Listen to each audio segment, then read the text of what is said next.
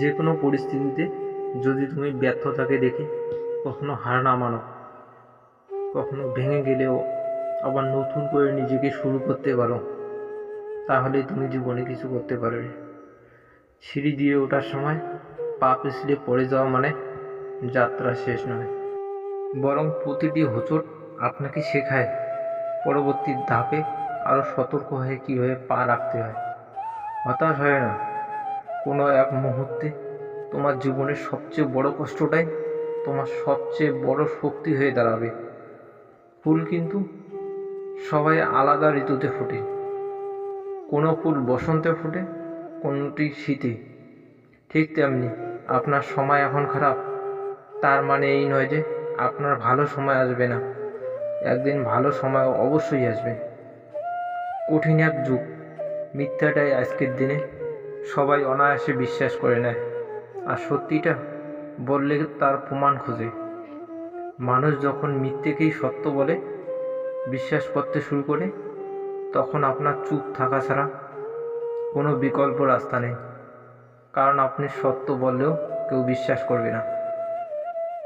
সব তর্কের উত্তর মুখে দিতে নেই, কিছু উত্তর সময়ের জন্য তোলা থাক, সময় নিজেই তার হিসাব বুঝিয়ে দেবে। এখন আর না কাউকে ভরসা করি, না কাউকে ভয় করি, এখন যা করি নিজের ইচ্ছা মতো করি, কারণ বিশ্বাস করা মানুষগুলো শিখিয়েছে যে অবিশ্বাস কী করে করতে হয়।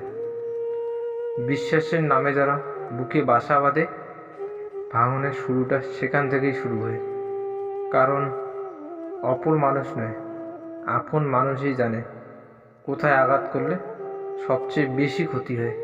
সময় চলে যাবে, কষ্টের অবসান ঘটবে, বিপদও কেটে যাবে, সব কিছুই ঠিক হয়ে যাবে, শুধু থেকে যাবে কিছু মানুষের করা ব্যবহার।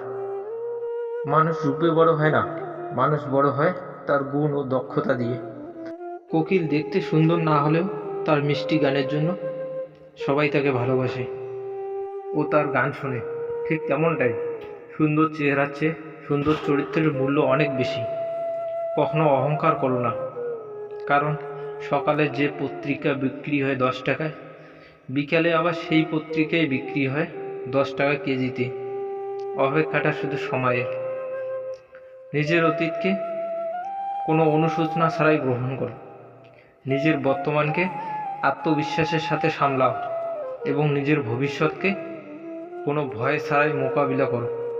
যদি ভুল ট্রেনে উঠে পড়ো, তাহলে পরের স্টেশনে নেমে যেও, কারণ দূরত্ব যতই বাড়বে তোমার ফেরার কষ্টটা ততটাই বেশি হবে। দ্বন্দ্ব থেকে পালিয়ে নয়, মুখোমুখি হয়ে সমাধান মেলাও। সাহসী হলে তোমার জয় নিশ্চিত হবে।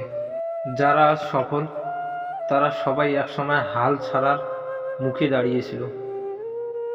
বাঘ সামনে লাফানোর জন্য এক পা পিছিয়ে যায়, ঠিক তেমনি জীবন যখন আপনাকে পিছিয়ে দেবে তখন ভেঙে পড়বেন না। আসলে জীবন আপনাকে সামনের দিকে এগিয়ে যাওয়ার জন্য নতুন সুযোগ করে দেয়।